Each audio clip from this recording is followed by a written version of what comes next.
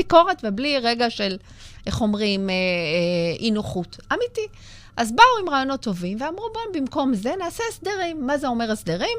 כל חברת ביטוח תלך לרופאים, תביא הסדרים, ותוציא לאנשים התחייבויות. ככה עובדות גם קופות החולים. קופות החולים. יפה. כל השוק עבר לשוק של הסדרים ולא שוק של פיצוי. מה שהם גרמו בשינוי הזה, ב-2016, שהם ריסנו את השכר של הרופאים. כי אם פעם רופא היה מבקש, אני עשיתי לבן שלי ניתוח ב-2013, והפרופסור ביקש על ניתוח פשוט 13,000, כלל החזירה לי 9,000, מכבי החזירה לי 4,000. שים לב שאני נאלצתי לקבל משני מקורות ולהגיע רק לעלות של הרופא. נכון. עכשיו, זה גם בזמנו ב-2016 הדיר שינה, כי הם אמרו, למעשה הרופאים יכולים לבקש כל סכום.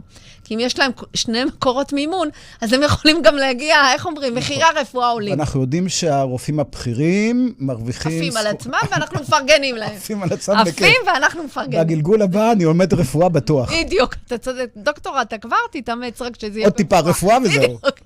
אז מה שאני אומרת, באמת, כאילו, הם חשבו שאם כולם יעברו להסדרים, אז השוק התכוונן לשוק של משלים שב"ן, שזה לא קרה.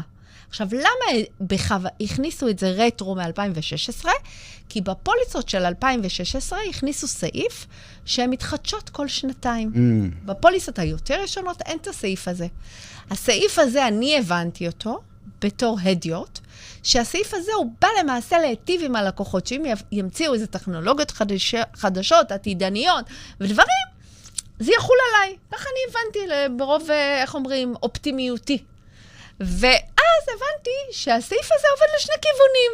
כמו שאפשר להוסיף לך דברים, ושמחה, ומוצרים, וטכנולוגיות. אפשר לקחת לי. בול. הסעיף הזה למעשה גרם לזה שאפשר היה לשנות את המוצר כל שנתיים. על פי החוק. יפה. ובראשון לשישי, 2024, משנים את המוצר. למי משנים את המוצר? לכל אלה שקנו פוליסת בריאות, מראשון לשני 2016, בדיוק, שאז הכניסו את הסעיף החכם הזה, עד לראשון לעשירי 23, שאז רשות שוק ההון בנתה פרופיל מוצרים חדש, שאגב, הפרופיל מוצרים שהיא בנתה הוא מצוין, ואז בכלל השוק מתנהג אחרת. אוקיי? אנשים, אני מקווה שלא יופתעו אלה של מהדורה 10-23, שגם להם יהיה שינוי, אבל כרגע הם לא אגב, הסעיף הזה שהפוליסה מתחדשת כל שנתיים, מופיע גם בפוליסות מראשון לעשירי 23? כן, אבל הם מתחדשות לעצמם. אוקיי. כאילו, הטרלול בשיאו. אני כל פעם צריכה לבדוק למתי הוא מתחדש, למתי הוא זה, ואני גם מה שעשיתי, כי אני באמת האמנתי בזה, חלק מהפוליסה הזה ישנות, עשיתי להם שינויים, שגם הם מתחדשים כל שנתיים. אז בוא, בשביל לא לטרלל פה את כולם, אני אנסה להתרכז בפרק הניתוחים. כי אני חושב שאני כבר הלכתי לאיבוד. אז אני אומרת לך, ואמיתי, אני היום ניסיתי לעשות סרטון כדי להסביר מה עומד להיות, והיה לי כל כך קשה להכניס את זה בדקה. זה באמת מורכב, זה באמת מורכב. ולכן גם אני אומרת, וראית, ופתחתי ואמרתי, שפה אין אמת אחת גם. זה אפילו לקחתי צד אחורה, אין פה אמת אחת, כי זה מורכב. צריך פשוט שאנשים יבינו את המשקולות שלהם.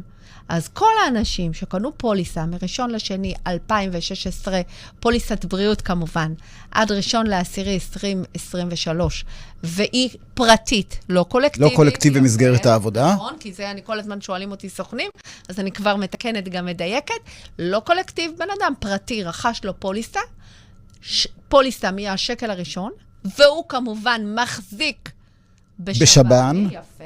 אחר כך נדבר גם על אלה שלא מחזיקים, והוא מחזיק בשב"ן, הוא חל לו השינוי. ומה יקרה לו בעוד 48 שעות אם הוא לא עושה כלום? יושב בבית? הוא בצומת עכשיו, הוא בראשון לשישי 2023, ישלם פחות. 24?